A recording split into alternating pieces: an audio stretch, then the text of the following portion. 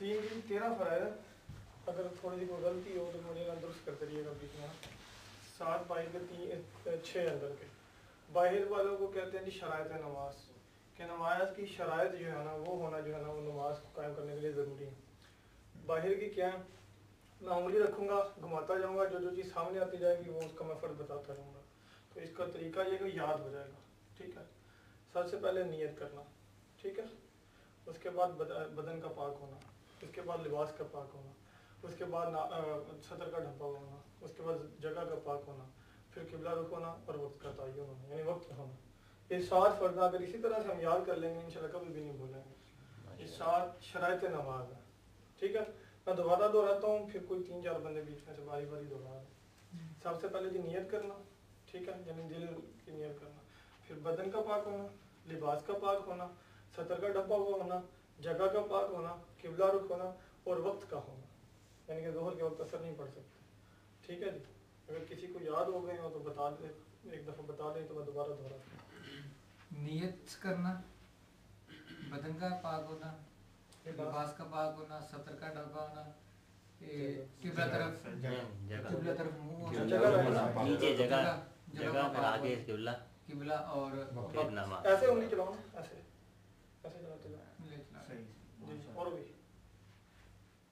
सबसे पहले नियत करना, उसके बाद बदन का पाक होना, कपड़ों का पाक होना, सत्तर का ढपा होना, जगह का पाक होना, किबला रुख मुँह और नमाज का वक्त होना, ठीक है जी।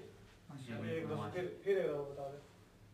नियत करना और बदन का पाक होना, लिबास का पाक होना, सतर ढंग का होना और जगह का पाक होना, किबला रुख होना, वक्त होना। मैं एक सवाल पूछना चाहता हूँ। आप बता दो तो जो जो बोलता है उसको फॉलो करो। 7 कोई नहीं, अगर मैं भी आ जाऊँ बता दूँगा। नियत करना, हाँ ये उंगली का फॉलो करो ना, हो जाएगा पूरा। नियत करना, हाँ ठीक है।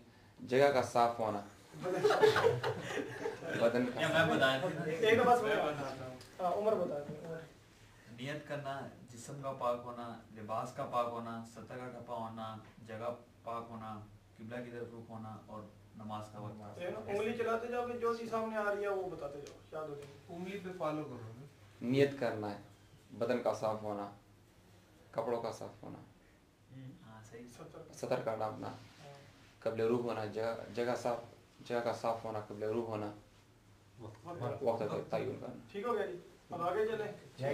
या मैं एक छोटा सवाल सबसे करना चाहूँगा, क्योंकि अक्सर ये होता नहीं, ये चीज़ें हम डिस्कस तो करते हैं लेकिन कोई पूछता नहीं। नीयत के फ़र्ज़ होने में क्या मतलब है, क्या किसी को पता है? हाँ, ये अगर थोड़ा सा मुझे जितना पता है मैं उतना 2 चीज़ें मैं बताया बस। वो 1 मिनट, एक दूसरी चीज़ है, वज़ू में नियत करना सुन्नत है और नमाज में नियत करना फ़र्ज़ है। इन दोनों में डिफरेंस क्या है? क्योंकि बहुत से लोग डिस्कस तो कर लेते हैं नियत फ़र्ज़ है, नियत सुन्नत है, लेकिन किसी को इम्पैक्ट पता नहीं कि मतलब इसका असल में है क्या। वज़ू का और इसका फ़र्क ये है कि अगर आप नहा लेते हो, वज़ू के जो 4 फ़र्ज़ हैं नहाने में वो चारों हो जाते हैं, लेकिन नियत नहीं भी करते तब भी हो जाएगा। लेकिन नमाज के लिए आपकी नियत होना ज़रूरी है, और नियत दिल के इरादे के नाम को नियत कहते हैं। ज़ुबान से कहना सिर्फ अपनी दिल की तसल्ली के लिए होता है, लेकिन ज़ुबान से कहना ज़रूरी नहीं है। ये का तो जवाब तो नहीं हुआ तुम्हारा। लेकिन उन्होंने ऐसे ही सही कहा है कि सुन्नत तो मैं एक मिसाल से समझाना चाह रहा हूँ। मिसाल से सुन्नत और फर्ज तो है, लेकिन वही मिसाल से समझाना चाह रहा हूँ कि नियत का फ़र्ज़ होना। हाँ बता रहा हूँ। हाँ, एक मिसाल इसकी ऐसे है कि जैसे सब लोग दरिया पे चले जाएं और नमाज के चले वक्त है नहीं, तो वो खेल कूद में जो है हाथ भी धो लिए, सर भी, जैसे वज़ू में जो तरतीब तो नहीं होती, लेकिन वो जो 4 आज़ाएं वो हम धो लेते हैं किसी तरीके से। टांगी भी धो ली, जिस तरह हम दरिया पे जाते हैं थोड़े बहुत टांगी धो ली, मुँह हाथ धो के वापसी में आते हुए नमाज का टाइम हो गया।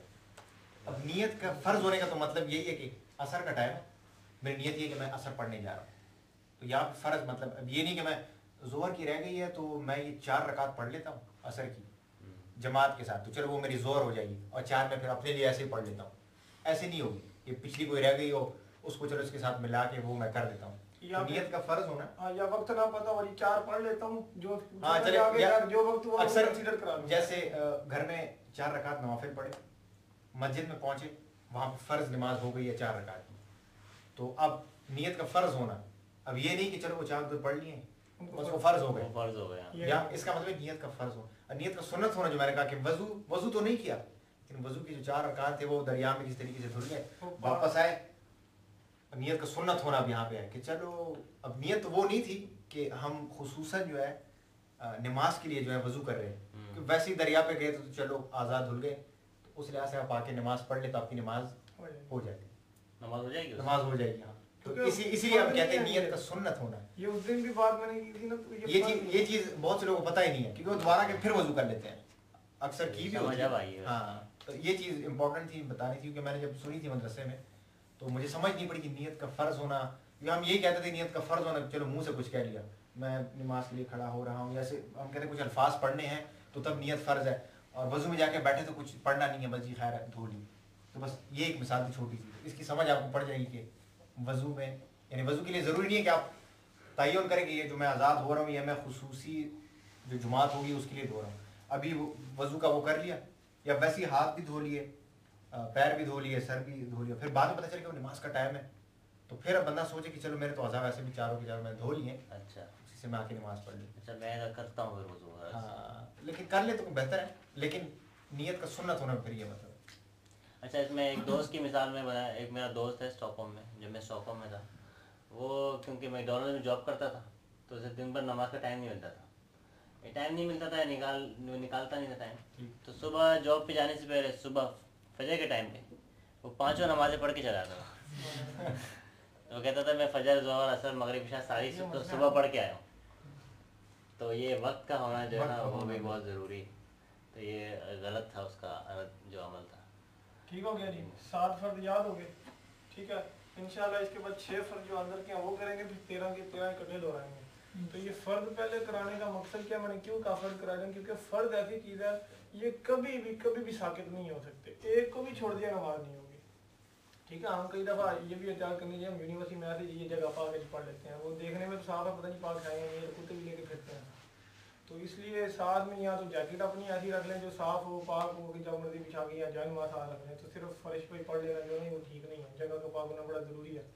और इसमें एक और छोटा सा मसला मैंने मौलाना साहब से पूछा था कि नीचे जगह फर्श जो है वो पाक नहीं है, तो उसके ऊपर हम जानवर बिछा के पढ़ लेते हैं तो नमाज हो जाएगी।